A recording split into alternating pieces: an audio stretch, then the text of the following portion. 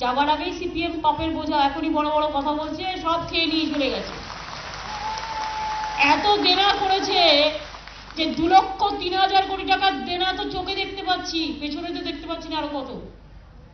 তাতে সুদ দিতে হচ্ছে কত?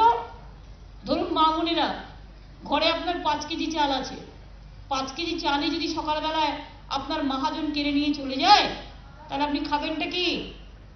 এখানে কি হয়েছে? গভর্নমেন্টের ইনকাম 21,000 কোটি টাকা, আর কেন্দ্রীয় সরকার আমাদের না জানিয়ে ডাইরেক্ট কেটে নিয়ে চলে যাচ্ছে 25,000 কোটি টাকা। কারণ সুদ থাকলে সুদটা যতক্ষণ পুরো শোধ না হয় লাফি লাফি বাড়ে। আগের বছরে দিয়েছি 21,000 কোটি টাকা, এবছরে আমরা 12,000 কোটি টাকা ইনকাম বেশি করলাম, কিন্তু 5,000 কোটি টাকা তার থেকে কেটে নিয়ে পালিয়ে গেল। বুঝুন অবস্থা। মানে ঢাল নেই, তলোয়ার নেই, আপনারা আমাদের বসিয়ে তো দিয়েছেন আশীর্বাদ শুভেচ্ছা দোয়ায়।